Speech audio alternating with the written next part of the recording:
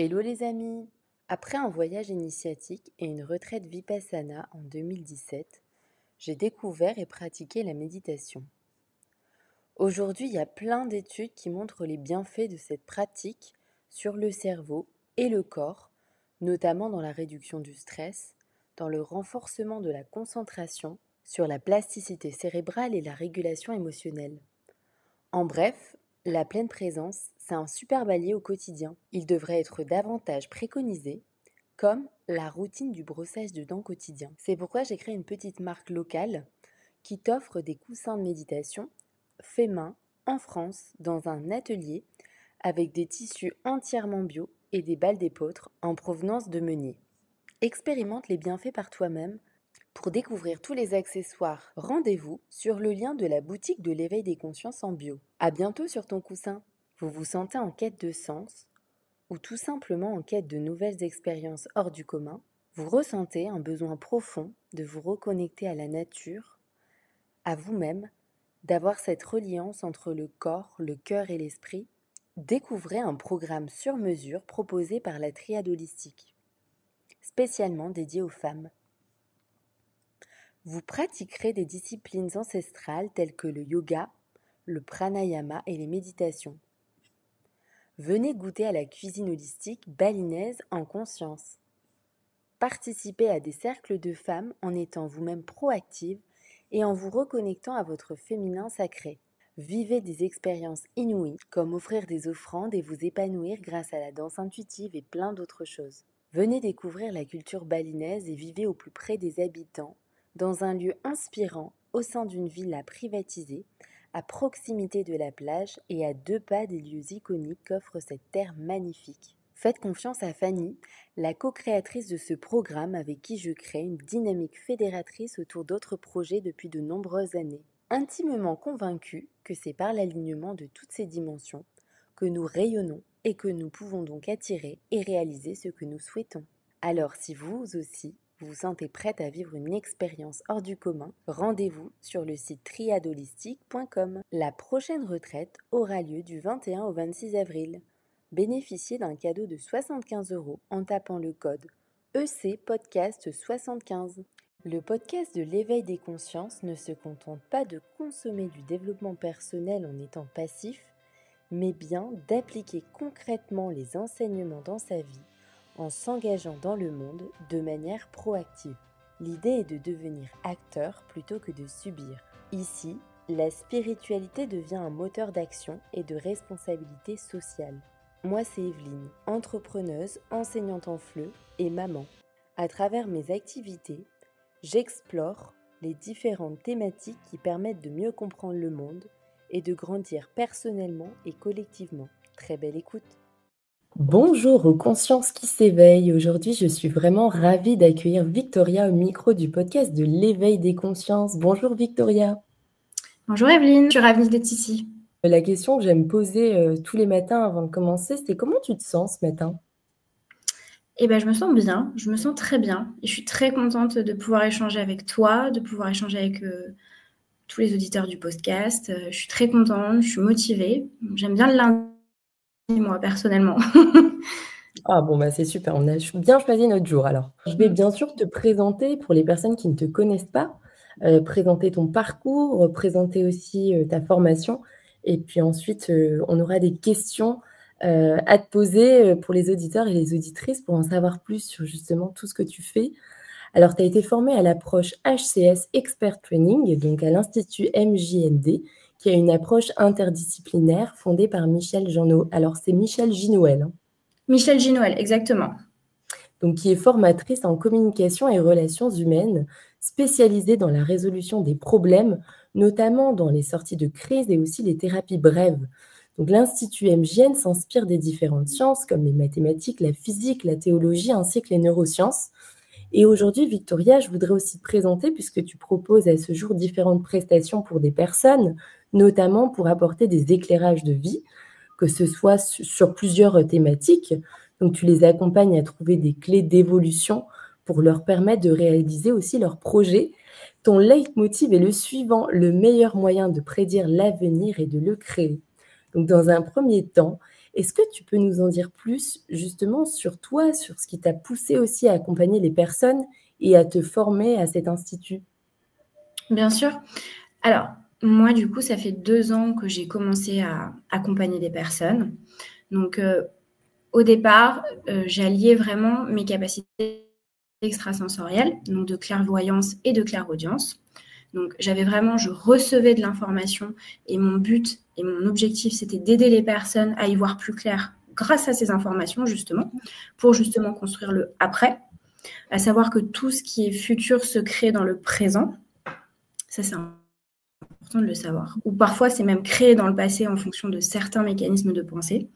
Et en fait, après un an on va dire, de séances, de recul que j'ai pu prendre sur ma pratique, je me suis dit, mais en fait, les gens manquent de clés pour savoir comment le faire. Parce qu'en fait, avoir de l'information, c'est une chose, mais après, le mettre en place, c'est tout autre chose. Et parfois, on ne sait pas faire. Et je pense que ça, c'est le cas pour beaucoup de gens. Se dire, mais en fait, je peux avoir ça, mais comment je fais?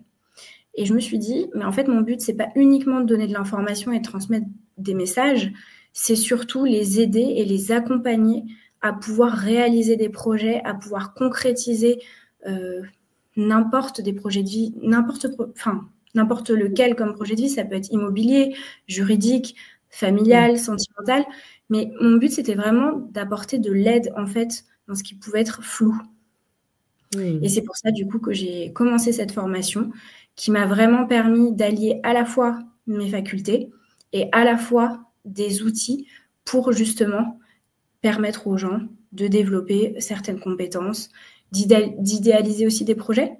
Parce que c'est vrai que parfois, on se dit, mais c'est impossible. Mais en fait, tout est possible.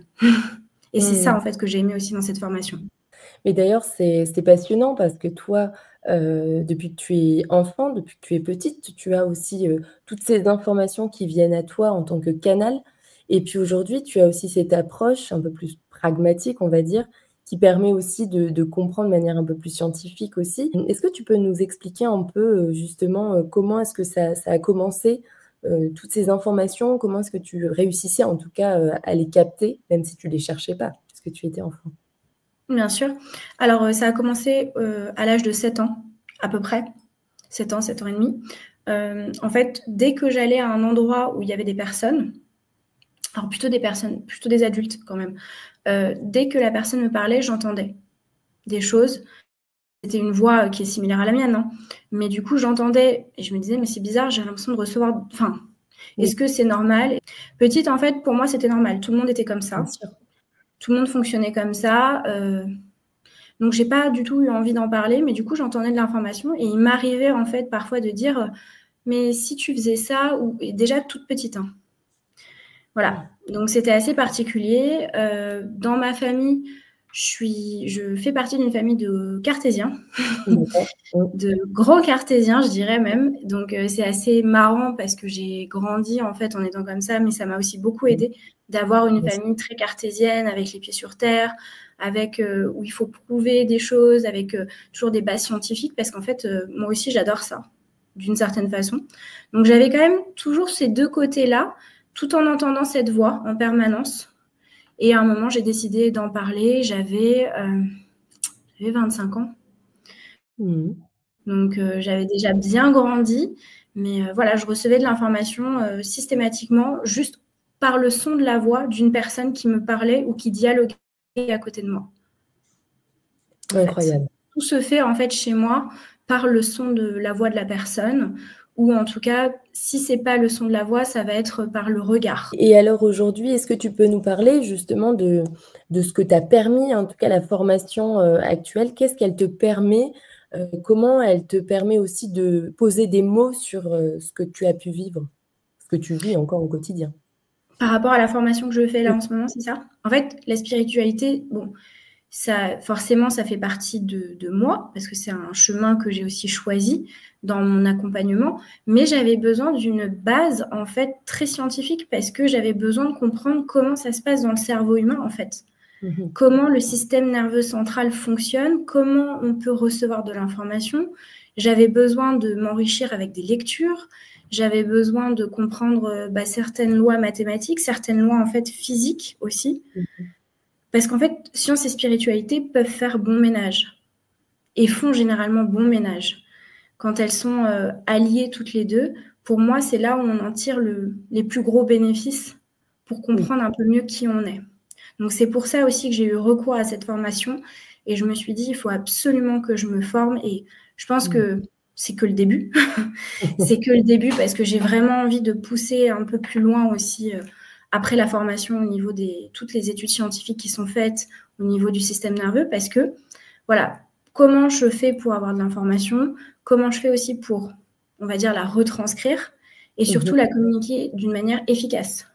Parce que communiquer quelque chose, c'est bien, mais s'adapter au profil qu'on a en face de nous, c'est encore plus efficace. Ça m'a permis de comprendre au final mon fonctionnement. Ça me permet toujours d'ailleurs, parce que je vais plutôt parler au présent, ça me permet vraiment de comprendre qui je suis, mais ça me permet aussi de comprendre comment fonctionnent les autres, parce qu'on a tous des mécanismes différents en fonction de notre éducation, notre morale, nos valeurs.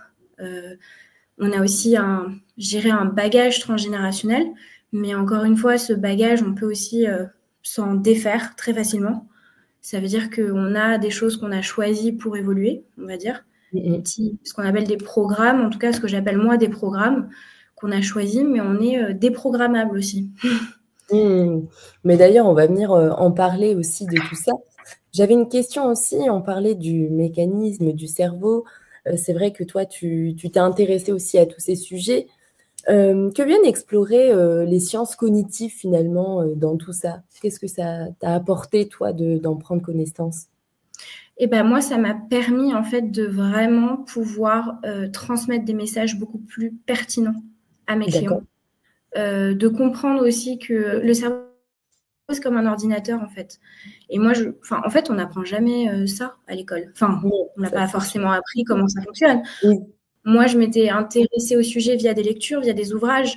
Mais c'est vrai que là, j'avais vraiment besoin de me dire, OK, le cerveau, en fait, à quel moment il interagit, l'inconscient, il vient à quel moment, comment on peut aussi, à partir d'un état présent, comment on peut se focaliser sur un état désiré grâce à son système nerveux central. En fait, ça m'a permis en fait d'avoir plein d'outils en fait de comprendre et puis de pouvoir aussi expliquer aux gens comment ça fonctionne. Parce qu'en fait, quand on sait, ça libère tout en fait. Le savoir libère aussi les choses. Complètement. Et même mes clients, je trouvais ça pertinent parce que de leur dire, voilà, il y a ça, oui, il y a ça, mais en fait, comment vous l'expliquer? Et en fait, petite, j'étais déjà comme ça. J'avais besoin de tout comprendre, de tout analyser. Donc, il y avait quand même un esprit assez scientifique au final. Oui. Qui est assez d'ailleurs, on va dire, un peu décalé avec justement ces ressentis extrasensoriels parce que, bon, vouloir toujours comprendre, bon, c'est pas forcément lâcher prise, c'est pas être dans le ressenti, mais en même temps, je trouve que c'est important que la personne puisse comprendre les choses parce que quand on comprend, au final, généralement, derrière, il se passe des choses et des choses plutôt intéressantes. Donc, c'est vraiment, quand j'étudie, parce que j'étudie encore les sciences cognitives, je me suis vraiment dit, mais il faut que je puisse intégrer ça dans les éclairages que je propose. Il faut que je puisse leur expliquer. Quand on fait un exercice, par exemple, pour une situation qui peut être un peu bloquée, parce qu'il n'y a pas de... On a des blocages, mais on peut se débloquer aussi. Enfin, je veux dire, il y a pas... Tout est possible. C'est juste, il faut être accompagné pour le faire et surtout être bien accompagné. Et je me suis dit, il faut que je puisse donner un maximum de matière, un maximum d'arguments et surtout que les gens s'enrichissent aussi à travers les séances. Mais justement, sur ces blocages, moi j'avais une question aussi par rapport à ça. C'est vrai que concrètement, on est tous confrontés à un moment dans nos vies à des blocages, que ce soit dans le milieu professionnel ou personnel. Enfin, c'est intéressant parce que ça nous arrive tous. Mais concrètement, dans un premier temps, comment est-ce qu'on peut faire pour avoir une prise de conscience et pour reprogrammer aussi nos mécanismes inconscients? Alors, comment on peut faire? Déjà, je pense qu'il faut... Alors, parfois, on n'en a pas du tout conscience. Ça dépend. Oui. Si on en a conscience, on va dire que 30% du travail est déjà établi, à peu près. Donc ça, c'est déjà énorme. Parce que poser la conscience, c'est aussi établir un changement, déjà minime. Je pense qu'après, en fonction de ce qu'on souhaite faire, on peut s'orienter. Alors, ça peut être avec différents thérapeutes en fonction de ce qu'on a choisi et de ce qui nous convient surtout. Il y a des gens qui vont préférer l'hypnose, il y a des personnes qui vont préférer la PNL, il y a des personnes qui vont préférer aussi la psychothérapie. Enfin, il y a plein d'outils intéressants à aller explorer. En tout cas, moi, personnellement, dans ma pratique, je vais le faire à travers des exercices concrets. Des exercices, alors ça peut être ce qu'on appelle une réalisation d'objectifs. Donc, c'est un PREM. Par exemple, je donne pour réaliser un objectif qu'on n'arrive pas à atteindre professionnellement. Et en fait, c'est des étapes très précises qu'on fait lors d'une séance. Alors, c'est à travers le langage, hein, simplement. Il n'y a pas forcément d'écriture, de visualisation. Non, non, c'est vraiment à travers le langage. C'est vraiment étape par étape, en discutant avec la personne avec des questions très précises, faire comprendre au cerveau comment il peut réaliser un objectif. Parce que vouloir réaliser, c'est bien, mais en fait, le cerveau fonctionne en images. L'idée, quand on fait en fait l'exercice que j'appelle l'exercice du PREM, qui est un exercice qui est assez connu en programmation neurolinguistique. Après, il a été revu par plusieurs approches, mais moi, pour le coup, je me base vraiment sur l'approche Palo Alto. On a vraiment besoin de comprendre, étape par étape, pourquoi on le fait, comment on le fait, quelles sont les craintes. Et en fait, au fur et à mesure, on balaye des choses et en fait, on balaye le blocage, en fait, en discutant avec la personne. Alors, ça se fait par étapes, hein. Ça veut dire que ça ne se fait pas parfois en une séance, ça peut se faire en 2, 3 séances. Ça dépend de la personne. Ça dépend de comment elle intègre l'information et surtout de comment elle choisit de le faire aussi. C'est passionnant, vraiment cette approche PNL, hein, c'est de la programmation, tu l'as très bien dit, neurolinguistique. Oui. Et donc, est-ce que tu peux nous en dire un peu plus sur cette approche et comment est-ce qu'elle peut nous aider aussi à améliorer nos interactions? Bien sûr. Alors là, pour le coup, dans ma formation, il y a la PNL, mais il y a aussi l'approche Palo Alto. Donc l'approche Palo Alto, c'est l'approche en fait des échanges. Donc c'est une approche qui est uniquement basée sur la communication. Ça veut dire qu'on va communiquer avec les gens, mais comment bien communiquer? Parce qu'en fait, savoir communiquer, on sait tous le faire, mais comment transmettre un message de manière efficace? Bah, en fait, on se rend compte qu'on ne sait pas forcément le faire parce qu'on n'a pas appris à le faire. Donc, ça va, voilà, cette approche-là, en tout cas, il y a cette approche Palo Alto. Il y a les mécanismes de la PNL, donc qui sont les mécanismes de programmation neurolinguistique classique, je dirais.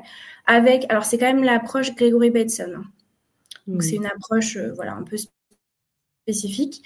Et on a aussi toute la partie physique, mathématique, qui, au final, vient nous faire comprendre simplement pourquoi, comment. Parce qu'au final, ce qui se passe de manière scientifique, on le retrouve en fait dans nos systèmes de communication. Bien sûr. Donc, c'est toutes ces approches-là, en fait, qui sont combinées et qui permettent au final de mettre en place un objectif, déceler la cause d'un blocage, parce que parfois, on a l'impression que ça vient de quelque chose, mais pas du tout. Parfois, c'est beaucoup plus simple aussi. Oui. Parfois, c'est beaucoup plus simple. Ça peut s'appliquer pour plein de choses, pour des TOC, pour des phobies. Ça peut s'appliquer aussi pour des mécanismes inconscients dont, pour le coup, on n'arrive pas forcément à les cerner, parce que si on arrivait à les cerner, ce serait très facile. Voilà. Et puis, de comprendre, en fait, quelle a été, on va dire, la valeur qu'on s'est inscrit en soi. Généralement, tout part de nous. Hein. L'environnement extérieur se débloque quand on a débloqué notre environnement intérieur. Et oui, mais c'est passionnant parce que justement, ce modèle systémique de Palo Alto dont tu parles, justement, cette approche aussi qui est pragmatique, finalement, c'est ce que tu dis. Donc, elle repose sur le postulat aussi que les problèmes dans lesquels on peut se retrouver, finalement, on peut aussi, nous, en adoptant une autre posture, face à un individu, donc là, par exemple, tu m'avais envoyé aussi une vidéo qui était passionnante de Marina Blanchard, tu pourras peut-être, qui est elle-même psychologue clinicienne, mais elle explique ça, hein, que sa posture aussi change complètement quand on change nos comportements face à des interactions qui sont conflictuelles. Alors, est-ce que tu peux nous en dire plus à ce sujet, peut-être en nous donnant des exemples concrets? Bien sûr. Je dirais déjà, pour commencer, qu'on est créateur de beaucoup de choses. Et on est aussi destructeur de beaucoup de choses. C'est important de le savoir. Mais on passe aussi par ces étapes-là pour comprendre et évoluer. Donc, ces étapes, elles sont nécessaires. Parfois, elles sont importantes. On n'est bien pas dans sûr. la faute. Donc, il ne faut pas se culpabiliser, en fait, par rapport à certains comportements qu'on peut avoir. Mais il faut surtout essayer de comprendre pourquoi on fonctionne de cette façon et comment on peut faire que ça change, en fait. Mm. Et pour donner un exemple concret, alors moi, j'ai une cliente que je vais appeler Madame X, simplement, qui, pour le coup, elle avait monté une entreprise enfin, ça allait pas très bien. Voilà, ça n'allait pas très D'accord. bien. C'était dans le secteur tout ce qui est vétérinaire, animalier. Voilà. Mhm. Elle avait donc des assistantes vétérinaires, elle avait aussi des vétérinaires. Enfin, elle avait, je crois qu'ils étaient à peu près une bonne dizaine à peu près. Et ça n'allait pas du tout. Et en fait, on a travaillé sur plusieurs séances sur en fait la vision qu'elle pouvait avoir de l'entreprise et la façon dont elle communiquait avec ses équipes. Et au bout de D'accord. 6 mois, les choses ont réellement changé. Ça veut dire que en modulant ses comportements et surtout ses mécanismes de pensée, parce que tout part de là. Alors la pensée, on ne peut pas forcément la réguler, mais on peut aussi poser de la conscience et faire en sorte qu'on pense différemment quand on a compris, Mm. en fait. D'accord. Les mécanismes ont changé, l'entreprise a repris, et là, aujourd'hui, ça marche très bien. Mm. C'est Donc, parfois, il incroyable. ne suffit pas Enfin, c'est ce que je dis à certains de mes clients qui veulent, entre guillemets, tout plaquer, parce qu'il y a Oui. aussi ça, hein. Il y a j'en ai marre, ça se passe pas bien. Bah, en fait, non, on peut aussi faire en sorte que la situation se régule, mais ça doit partir de nous. Et après, effectivement, on vient en communauté. Enfin, quand c'est une entreprise, on n'est pas tout seul. Mais je veux dire, là, vu que c'était le sujet principal de l'entreprise, tout est parti d'elle. La façon dont elle a vu les choses, la façon dont elle a regardé les choses, elle a vraiment changé de lunettes aussi, d'une certaine façon, sur comment elle manageait, sur comment, enfin, ce qu'elle pensait être bien ou pas bien. Et en fait, les Mhm. choses ont vraiment évolué euh, pour tout le monde, mais ça partait d'elle. Mm. Oui, donc c'est encourageant finalement, tu les accompagnes aussi à changer de regard aussi, à changer leurs croyances, leurs pensées aussi, et de Oui, pouvoir agir en fonction d'eux. oui, exactement. Et puis, tant qu'on croit ce qu'on croit, les choses ne changent pas. Alors, je dis Complètement. pas, hein, parfois c'est pas facile, hein, on est humain, on est duel, parfois, Oui, voilà, c'est pas possible. Je pense qu'il y a des moments où c'est pas possible, mais en tout cas, bien dans sûr. les accompagnements que moi je propose, l'idée c'est vraiment d'accompagner la personne à évoluer aussi sur sa vision des choses, parce qu'en fait, on va dire que la conscience crée en fait. Donc à partir du moment où on a conscience que c'est plus pareil, ça change la matière, ça change l'énergie, ça change l'environnement. En fait, c'est comme je dis à chaque fois, quand par exemple, imaginons tu veux prendre une bouteille d'eau, Mhm. prends la bouteille, mais c'est toi qui insuffle le mouvement pour la prendre, on est d'accord? Et bah en fait, c'est aussi simple que ça. Il n'y a rien qui bouge sans que quelque chose les fait bouger. Donc si Mm. toi, tu changes la façon, la perception, la vision, en tout cas la croyance d'une situation que tu as, tu peux être sûr que la situation évoluera. Mm. Parce que Mm. tout se passe ici, en fait. Bien sûr, mais c'est complètement passionnant. Et d'ailleurs, je voulais aussi partager aux auditeurs et aux auditrices, ajouter un exemple, justement, l'exemple de cette psychologue dont je parlais tout à l'heure, Marina Blanchard, qui expliquait aussi que, par exemple, dans le cas dans lequel on est au travail, on a une collègue qui vient nous embêter, qui vient nous critiquer. Je sais que ça arrive Mmh. constamment aussi. D'ailleurs, les auditeurs, il y en a énormément qui sont en pleine reconversion professionnelle, donc on sait bien aussi que dans le monde du travail, c'est pas toujours aussi simple que ça. Bien Et sûr. donc, elle explique que la personne qui subit ça, finalement, n'est pas responsable de cette situation, mais elle fait pour autant partie de la solution. Donc, c'est-à-dire qu'elle va devoir retrouver Oui. son pouvoir pour faire changer les choses. Ça aussi, des fois, est-ce que tu te retrouves confrontée à ce genre de situation? En tout cas, dans les personnes qui viennent te consulter. Alors oui, surtout dans le cadre professionnel. Oui. Surtout plus dans le cadre professionnel que dans la sphère perso. C'est vrai que l'idée, en fait, c'est que les personnes puissent continuer à exercer ou en tout cas à avoir la vision la plus détachée pour pas que ça leur fasse de mal, en fait. Donc oui, effectivement, dans la sphère pro. Et en même temps, il y a aussi quelque chose d'intéressant parce que quand on est confronté à des relations professionnelles, là je vais vraiment parler à titre Mmh, du professionnel, coup. où au final on se rend compte que ça nous fait quelque chose, en fait.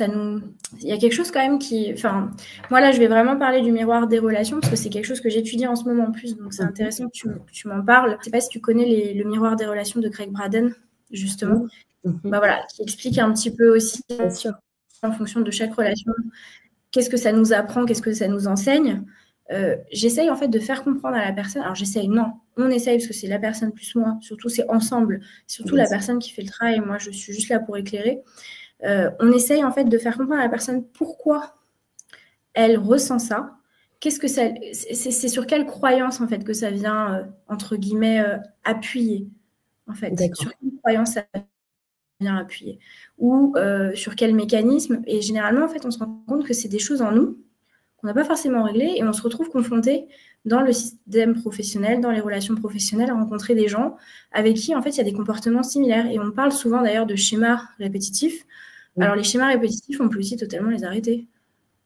Mais ça se travaille à partir de nous, en fait. De notre vision et des croyances qu'on a des choses, en fait. Et généralement, pour donner un exemple, j'avais une cliente qui me disait tout le temps oh là là, j'ai une alternante, c'est l'enfer, elle est vraiment...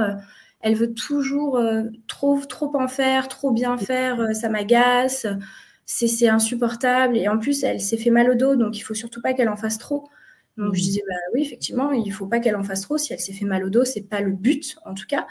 Et elle me dit, mais ça m'énerve. Et moi, du coup, je deviens un peu agressive quand je veux lui parler. Elle m'énerve. Et en fait, je lui disais, mais ce qui vous énerve, en fait, c'est la part de vous qui... En fait, vous avez le même conflit, en fait. C'est-à-dire que c'était aussi une personne qui, elle, pour le coup, avait envie de bien faire, avait envie de... Alors, je dirais pas briller parce que c'est plus, elle avait envie de bien faire. Ça partait d'une très bonne intention, de vouloir bien travailler et de rendre le travail le plus parfait possible. Elles avaient le même conflit, sauf qu'elles n'avaient pas le même âge. Elles n'étaient pas dans la même posture hiérarchique. Et en fait, bah, du coup, ça faisait en fait une espèce d'écho entre les deux. Et en fait, à partir du moment où elle a compris ça, elle m'a dit, mais oui, mais en fait, on est pareil. Je dis, c'est pas que vous êtes pareil, c'est juste un miroir. En fait, ça reflète quelque chose chez vous que vous avez sûrement un peu dépassé avec l'âge, mais au final, elle le fait avec ses ressources, avec son tempérament, avec son éducation. Et ça vous agace parce que vous savez que c'est pas forcément la chose à faire, mais vous l'avez fait aussi dans le passé. Donc d'expliquer aussi, alors il y a des questions hein, avant d'en arriver là. C'est pas là j'ai vraiment donné, on va dire j'ai donné la conclusion. Voilà. Il y a plein de questions à poser.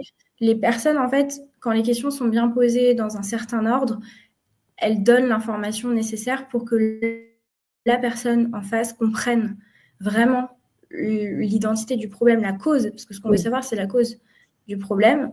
Et en fait, de faire comprendre que, bah, en fait, en changeant cette vision-là, bah, peut-être que les choses allaient bouger et qu'au final, bah, en fait, elle continuera toujours de fonctionner comme ça, mais la personne en face va être beaucoup moins agacée, donc son comportement va changer, donc forcément, l'environnement ne sera plus le même.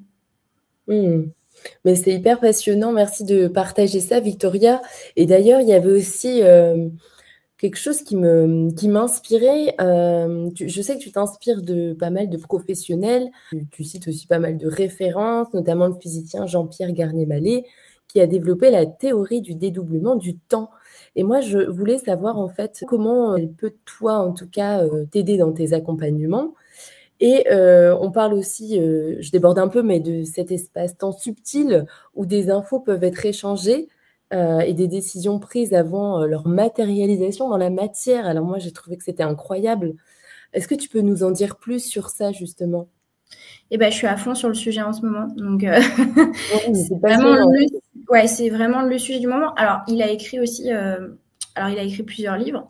Il a fait aussi des conférences hein, qui sont hyper intéressantes, mais sont très pointues quand même, hein, scientifiquement parlant.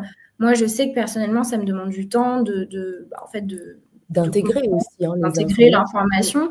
Mais en fait, j'ai commencé à m'intéresser vraiment à ce conférencier, à ce physicien, parce qu'il est physicien oui, c'est ça, il est physicien à 100%.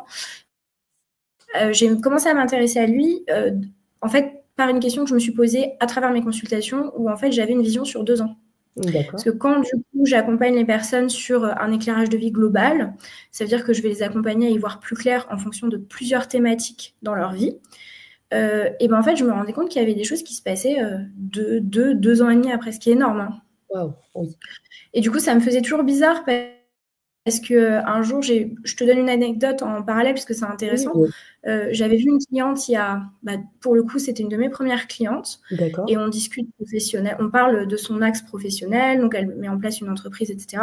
Oui. Puis moi, sur le coup, j'ai aussi, je lui dis, bon, là, il y a quand même quelque chose qui m'interpelle, c'est la notion de fisc et de 30 000 euros. Et alors là, sur le coup, elle me dit, je comprends pas, tout se passe super bien, je suis très bien accompagnée, mon comptable est extrêmement réglo. Enfin, on commence un peu à discuter, je lui pose certaines questions. Donc, c'était au tout début de ma pratique. Donc, moi, je n'entendais que ça. Voilà, donc, c'est assez complexe parce que du coup, je me dis, bon, j'ai 2 informations qui sont quand même des informations qui sont pas hyper positives pour la personne. En même temps, je me dois de lui donner cette information puisque je la reçois, c'est que je peux le faire aussi, parce que parfois j'ai de l'information que je ne donne pas, simplement parce qu'on me dit de ne pas la dire. Il y a des choses à dire et à ne pas dire aussi pour que la personne puisse avancer. Et là, je me dis, mais bon, je lui dis, notez-le quelque part. On ne sait jamais, peut-être que ça concerne quelqu'un dans votre environnement. Donc, j'essaie de réfléchir, de me dire, est-ce que peut-être son conjoint est impacté par quelque chose? Elle me dit, mais pas du tout, il travaille dans une entreprise, ça ne le concerne pas du tout. Je dis, bon, donc la séance se finit quand même de manière un peu étrange parce que du coup, il y a quand même ces 2 infos qui reviennent en permanence. On finit par discuter de beaucoup d'autres sujets et là, pour le coup, c'était très fluide. Et elle m'a rappelé là, il y a, je crois, 2 semaines en me disant effectivement, j'ai j'ai un problème avec le fisc et je dois 30 000 euros au fisc. Donc, ça fait un peu plus de 2 ans. Et elle m'a dit, au final, j'avais l'info, mais la chose s'est quand même passée. Enfin, les faits ont été là, ça s'est quand même produit au final. Oui. Parce que bon, elle avait l'information, moi je lui ai juste donné, mais au final, on n'a pas poussé plus loin. Et j'étais pas encore formée à cette époque-là, justement. Et je me suis dit, je suis bien contente d'avoir fait moi aussi ce chemin-là pour accompagner mes clients et pour un peu comprendre en fait ce qui se passe. Donc c'est là où j'en reviens justement sur Jean-Pierre Garnier-Mallet. Et je me suis dit, il faut que je comprenne comment je réussis à avoir de l'information qui est aussi lointaine, parce que pour moi c'est très loin quand même. Oui. Voilà. Et pourquoi ça se réalise au bout de 2 ans? Qu'est-ce qui s'est passé en fait? Pourquoi c'est pas dans les 6 prochains mois? Enfin, et en fait, tout partait d'une probabilité passée, d'un comptable qui avait été justement pris, qui n'avait pas été sérieux sur des choses. Et en fait, je me suis dit, j'ai besoin de comprendre comment ça se profile et pourquoi c'est déjà écrit en fait. Il y a des choses qui sont écrites, d'autres non. Oui. Et D'ailleurs, c'est tu le juste soulignes, ça faisait partie de mes questions, tout à fait. Et comment ça se fait alors? Pourquoi est-ce qu'il y aurait des choses écrites, bah, même si elles ne sont pas majoritaires, hein, on est bien d'accord? exactement. Déjà, tout est Heureusement. généralement assez modulable. Il faut quand même Oui. dire ce qu'il est. Mais après, il y a des échéances qu'on a aussi à faire en tant qu'humain, je dirais. Mmh. Des échéances qui sont importantes pour notre système d'évolution. Ça veut dire que parfois, on décide de passer par telle ou telle chose. Mais ça, généralement, on l'a décidé, mais il y a un petit moment. Ça s'est fait dans le passé. Et en fait, Ouais. c'est pour ça justement que là, et je suis encore dedans, en train de regarder un petit peu, en fait, pourquoi il y a des choses qui sont déjà écrites. Et en fait, quand je reçois cette information-là, c'est juste qu'en fait, c'est de l'information, mais je n'ai rien à en faire de plus. Mmh. Ouais. À part je peux la transmettre, mais au final, c'est pour ça que rien ne. On va dire, dans la séance, on n'arrivait pas à aller plus loin sur le sujet pro, en fait. Parce que, oui, il y avait plein de choses. Alors, certes, il y avait des événements, des partenariats, donc ça, c'était très bien. Mais Bien sur sûr. ces informations-là, c'était juste pour lui dire à la personne, voilà ce qui est prévu, en fait. Mais ça a été prévu dans le passé, avec des probabilités, avec des choses qui ont été mises en place pour justement comprendre une situation derrière. Mmh. Mais c'est intéressant et en même temps, moi, j'avais cette question un peu plus personnelle, mais je me doute qu'en tant qu'accompagnante, ça doit pas être facile, de savoir, en fait, qu'est-ce que je fais de cette information? Je la pose là, mais je peux pas, en fait, prédire, dans combien de temps ça va se produire. Donc comment est-ce que toi, tu arrives aujourd'hui, dès que tu intègres, en tout cas, dès que tu reçois des informations, est-ce que tu ressens quand c'est pertinent d'en parler et quand ça ne l'est pas, par exemple? Alors, j'ai appris aussi parce que c'est vrai que le flot d'informations parfois peut être intense en fonction de l'histoire de chacune des personnes. Donc, il faut réussir. Moi, en tout cas dans mon éthique, j'ai un vrai besoin et surtout, c'est important que je filtre l'information pour que la personne déjà se sente bien, qu'il y ait une information pertinente, parce que parfois il y a des informations dont on n'a pas besoin, c'est juste moi qui en ai besoin pour comprendre. En fait, parfois c'est aussi de l'information pour moi, en fait, que j'ai besoin, mais parfois la personne, je ne suis pas obligée de lui dire. D'accord. Voilà, donc j'ai appris à filtrer et j'ai surtout appris à comprendre que dans la médiumnité, il n'y a pas d'espace-temps. Ça veut dire que je reçois de l'information passé, présent, futur. Donc, à partir de ces informations, généralement, j'arrive maintenant de plus en plus à avoir quand même une échelle de ce que j'appelle de temps, mais le temps n'existe pas vraiment. Le temps, c'est ce que nous, on a créé, mais le temps n'existe pas. C'est juste des probabilités de plein de... Enfin, c'est justement, je m'inspire vraiment de Jean-Pierre Garnier-Mallet à chaque fois, parce que le temps n'existe pas. Donc, c'est vrai que parfois, j'ai de l'information, les gens me disent, mais ça, c'était il y a 10 ans. Alors, pourquoi j'ai cette information? Et du coup, je pose la question simplement. Mais je pose la question pas au client, je me pose la question à moi. Pourquoi j'ai cette information? Généralement, ça découle sur une autre information. Et au fur et à mesure, ça me fait comprendre pourquoi on en arrive là. Et ça me fait répondre à une question que le client a, en fait, à l'intérieur de lui. Donc, c'est ça qui est intéressant. Mais c'est à moi, vraiment, parfois, c'est un petit peu le labyrinthe. Hein. Ça veut dire que je reçois une information, je me dis, alors, qu'est-ce que cette information vient faire là? Parce qu'au final, c'était il y a 10, 20 ans, mais au final, cette information a du lien avec ce qui se passe là, avec ce que la personne est en train de créer et avec une peur qu'elle peut engendrer à l'heure actuelle. Donc, au final, c'est à moi de vraiment, comment dire, de bien doser, de bien gérer, en fait, mon parcours. Parce que, en fait, je pose toujours des questions, moi, en séance, mais je ne pose pas la question au client, je me pose la question à moi pour comprendre, en fait, quel chemin je dois prendre pour accompagner la personne. En tout cas, c'est vraiment passionnant. Merci aussi de tous tes partages parce que c'est inspirant aussi. Et aussi, moi, j'avais cette question fondamentale, c'est Jean-Pierre Garnier-Mallet. Donc, on sait bien qu'il est passionné aussi puisque c'est lui-même un physicien qui parle de la théorie du dédoublement du temps. Ma question, c'était plutôt sur, tu vois, cette notion. Alors, je vais te relire hein, ce passage. On parle du temps objectif et du temps subjectif, cet espace-temps subtil où des informations peuvent être échangées et des décisions prises avant leur matérialisation dans notre réalité. Alors j'insiste vraiment sur le côté décision prise avant leur matérialisation. Est-ce que tu peux nous en dire plus? Comment est-ce que concrètement on peut réussir à matérialiser dans la matière nos rêves, nos projets, nos envies?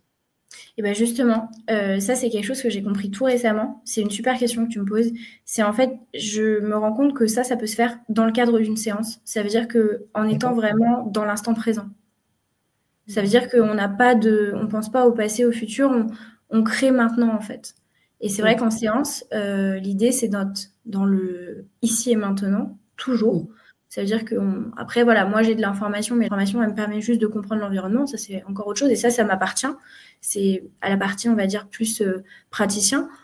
Mais en tout cas le client, on arrive à être ce qu'on appelle dans le champ, ça veut dire dans le tout, dans le ici et maintenant et à créer. Et généralement, c'est ce que je fais avec le client. Je l'amène en fait à créer quelque chose, une direction qu'il souhaite en fait. Donc c'est lire en amont. En fait, c'est quand je dis de la clairvoyance, au final, c'est de la voyance d'une certaine façon pour des événements futurs. C'est comprendre ce qui se passe à l'intérieur du cerveau de la personne. C'est lui donner en fait une meilleure lecture de lui-même pour pouvoir créer le après avec justement les bonnes directions.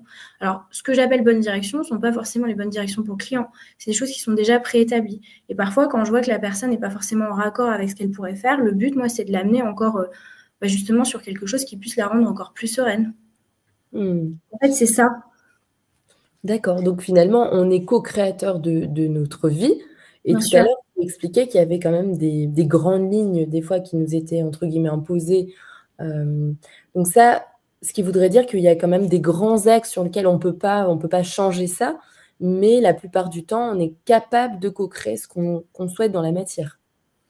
Et disons qu'on peut surtout modifier des choses. Ça veut dire qu'on a, on va dire, moi, de ce que j'ai compris, par rapport au fur et à mesure des choses et de ce que je peux voir aussi en termes de retours, de séances, etc. Parce que les gens me font des retours et c'est pertinent parce que je me dis c'est génial. Ça me permet de voir en fait que la personne, bah oui, en fait, elle avait besoin de passer par là. Il y avait un bénéfice caché à la situation et au final, qu'est-ce que ça lui apprend dans son parcours d'incarnation? Donc, ce que j'ai compris, si je dois résumer un petit peu, c'est que voilà, quand on choisit de s'incarner sur Terre, bon, généralement, on choisit tout. Ça veut dire qu'on choisit sa famille, pas parce que c'est des personnes qu'on connaît, simplement parce que c'est des personnes qui vont nous permettre en fait d'évoluer sur des choses et qui vont être les parfaits enseignants. Donc parfois, c'est pas facile de se dire ça, parce que parfois, on vit des choses terribles Oui. aussi au sein de son foyer. Donc ça, on le concrétise, on le conscientise même beaucoup plus Ah tard. oui. Mais au final, oui, parce qu'il y a des choses quand même assez tragiques aussi. Mais on choisit les meilleurs parents pour évoluer, la meilleure famille. Et on choisit aussi, comme je disais, des programmes sur 3-4 générations, donc sur grands-parents, arrière-grands-parents. Donc ça peut être par rapport à la notion d'argent, ça peut être par rapport à la notion du couple, à la notion de fidélité, à des notions vraiment pures et dures en fait de vie humaine. Et c'est aussi grâce à cette famille-là qu'on va réussir. Enfin, notre but, c'est d'évoluer, nous, Oui. dans notre parcours d'incarnation. Donc on a déjà tout ce bagage-là, plus le climat dans lequel on est arrivé, le climat de conception. Ça, c'est des cycles mémorisés. C'est hyper D'accord. intéressant. Donc, si jamais ça t'intéresse, même je le partage aux auditeurs, de regarder vraiment les études qui ont été faites sur les cycles mémorisés, où ça explique justement quand le bébé arrive, le bagage qu'il va avoir directement in utero et quand il arrive sur Terre. Donc, super intéressant. C'est une psychologue qui a écrit ça.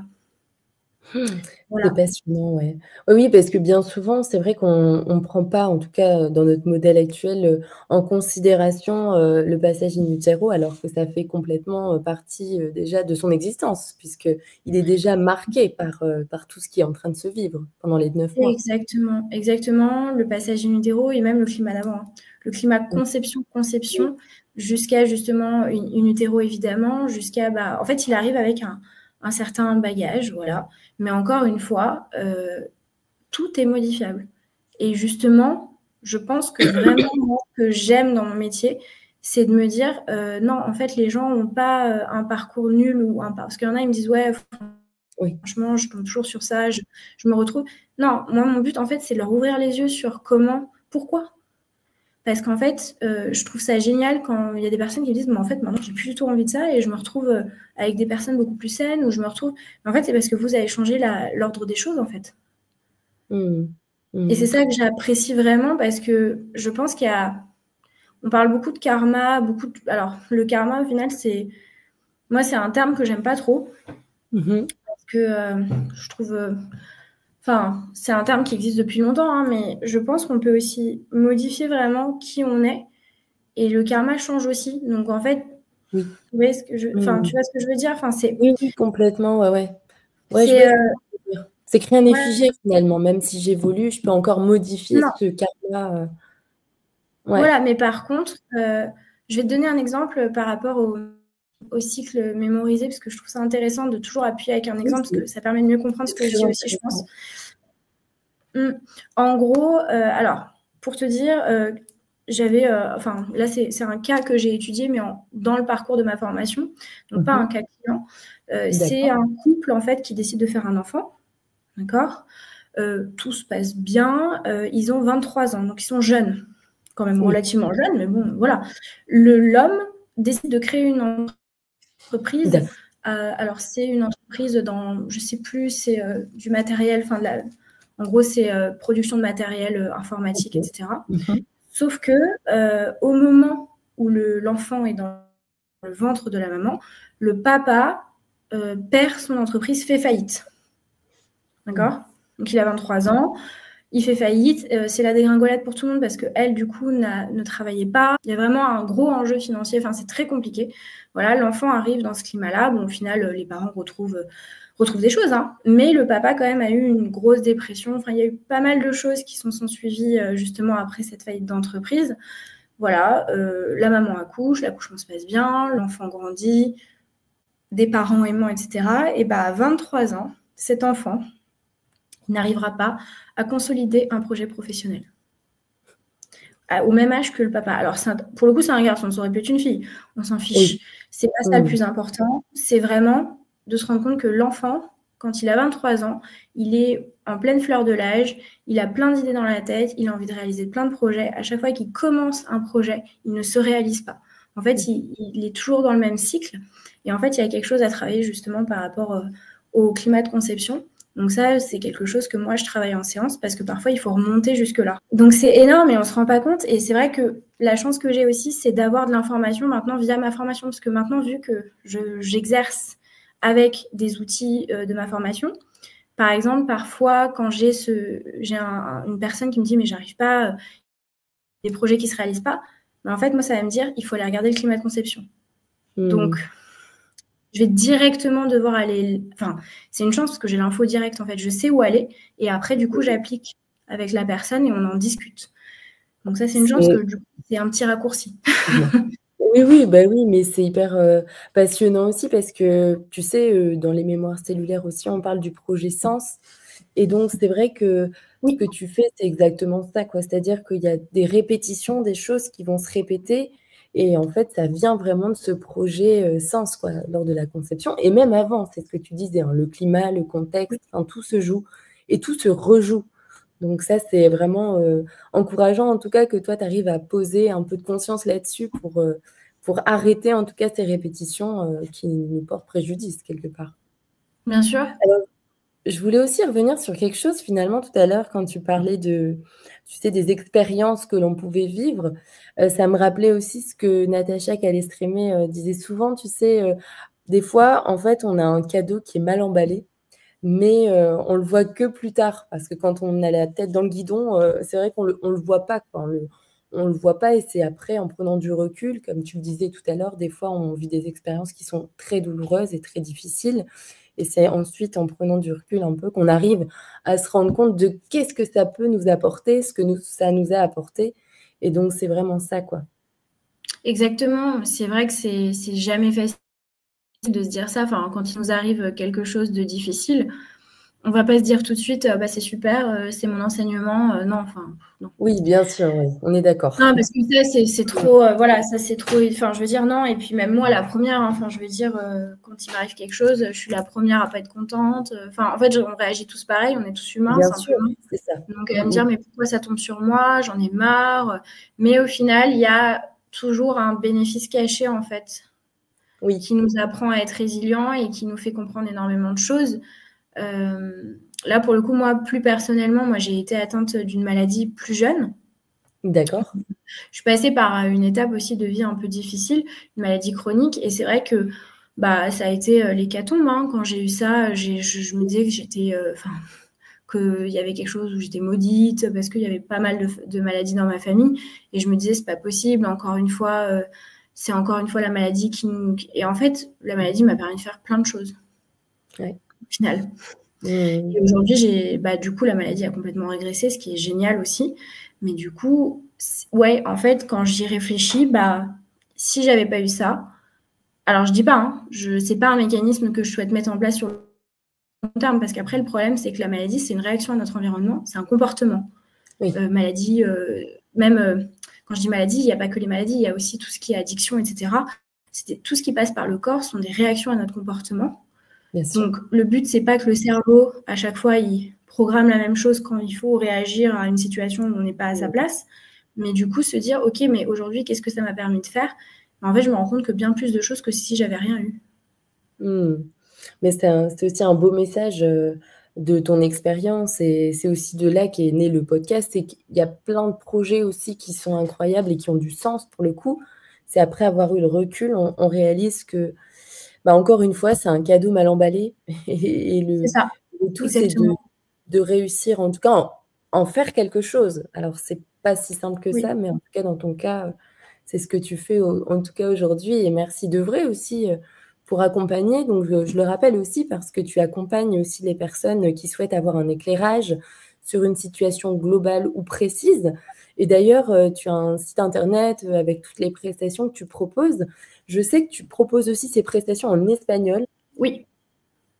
Français et espagnol uniquement pour le moment. L'idée, c'est vraiment de pouvoir le proposer en anglais parce que j'ai une demande aussi de mon côté D'accord. de personnes qui souhaiteraient. Mais voilà, mais je suis pas au niveau. Je suis hyper transparente. Hein. Pour l'instant, je suis pas au niveau d'un point de vue formation en fait.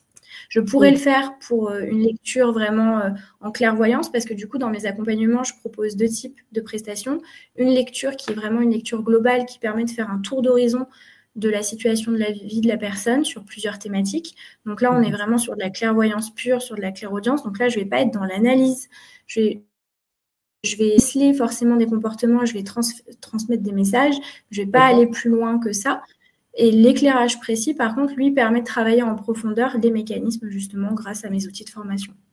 Donc, il y a vraiment, on va dire, une première approche. Et après, si on a envie d'aller creuser sur un sujet, c'est un éclairage précis. Et là, justement, c'est là, en fait, où se met en place tout le cheminement. Mais parfois, il y a des personnes qui viennent me voir uniquement pour un éclairage global parce qu'ils ont besoin. En fait, la personne sait ce dont elle a besoin.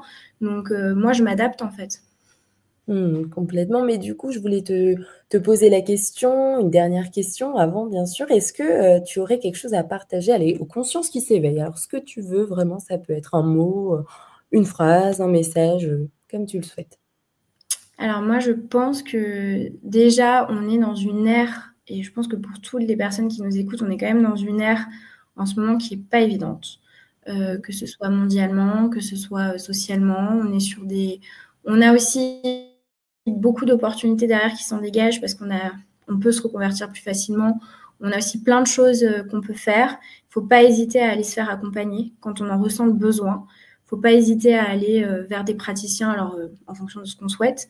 Et surtout, le message le plus important, c'est qu'on est créateur de tout et on peut réaliser vraiment plein de belles choses si on travaille sur soi. Et on est tous égaux sur ça, pour le coup. Bah, merci infiniment, Victoria, pour ton partage hyper inspirant, en tout cas pour les personnes qui nous écoutent aujourd'hui ou qui nous écouteront plus tard. N'hésitez vraiment pas à contacter Victoria. Donc, je mettrai aussi le lien vers tous tes services, tout ce que tu proposes, bien sûr, et puis tes réseaux pour les personnes qui souhaitent te contacter. De toute manière, tu es joignable, que ce soit par mail. On mettra Par mail toutes ou les par informations. téléphone, Ouais, bon, on mettra de toute manière toutes les informations en bio. Donc, bien n'hésitez sûr. pas aussi à commenter, à partager s'il y a des choses qui ont fait écho en vous, ou si vous avez même envie de nous partager votre expérience ou vraiment ce que vous souhaitez. Donc, on peut partager à un ami, à un membre de la famille, à un collègue. C'est comme ça aussi que le podcast est de plus en plus connu et a de plus en plus d'écoute, puisque ce sont des sujets qui font du bien au cœur et à l'esprit aussi. Donc, merci Victoria pour ce partage et merci à tous. Eh ben, merci Evelyne, et puis merci à toutes les personnes qui nous écoutent. J'étais ravie de partager ce moment avec vous. Et puis, on continue l'aventure et on continue de s'éveiller tous ensemble. Je pense que c'est ça le message le plus important, c'est que Oui. l'éveil, c'est quand même une chance aussi, parce qu'on a justement cette conscience qu'on pose sur beaucoup de choses et c'est ça qui nous fera de toute façon ouvrir énormément de portes. Merci Victoria. Merci à toi Evelyne.